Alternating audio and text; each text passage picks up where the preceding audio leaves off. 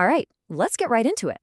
Today, we're looking at a pretty wild theory, an idea from our source material that suggests the biggest financial collapses in history don't just happen, they're designed.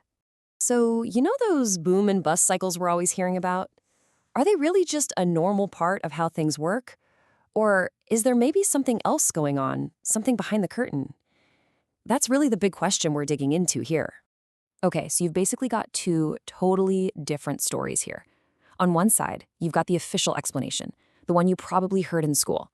It says that we all get a little carried away, overconfident, create these huge bubbles, and then boom, economic gravity kicks in.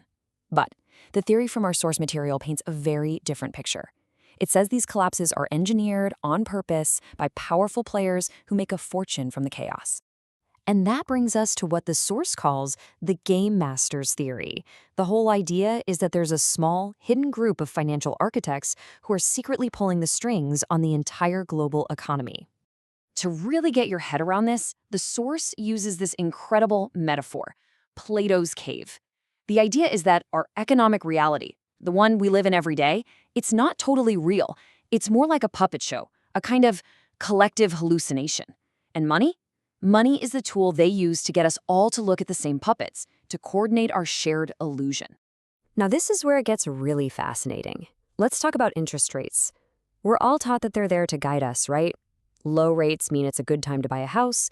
High rates mean it's time to save. But this theory argues that's just a sideshow. The real purpose of interest rates, it claims, is to act as a signaling mechanism from the central banks to all the other big banks. It's like a secret code telling them all when to pump money into the system or when to suck it all out. It's how they stay coordinated. So here's how the theory says this whole structure of control is set up. At the very, very top, you have the game masters. This isn't a country, it's transnational capital and finance. They operate through what the source calls the empire, which right now is the USA. To keep things looking fair, they create a rules-based order with groups like the UN and WTO. And then that whole story is reinforced day in and day out by media, education, you name it. Okay, so a system this huge, this complex, where did it even come from? Well, according to our source, you've got to go back, way back, more than 300 years, actually. Let's walk through the key moments here. The theory says it all kicks off in 1688 with the Glorious Revolution.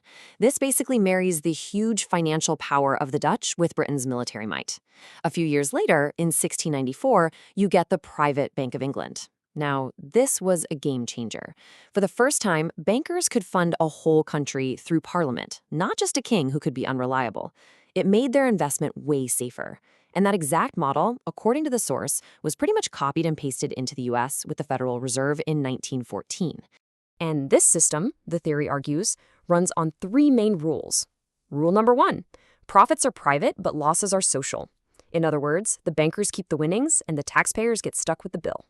Rule number two, the system needs constant activity to make money, and nothing's more profitable than war. And rule number three, the money has to be able to move freely across borders, always looking for the next big play. So that's the historical blueprints. But how does this theory apply to something we all remember? Let's use the 2008 global financial crisis as a case study. Was it really just a bubble that got out of hand? Or was it something more? To really put this in perspective, just look at this number. One guy, John Paulson, reportedly made 20 times billion dollars betting on the collapse. The theory asks a pretty simple question. How does one person make that kind of money from a random accident?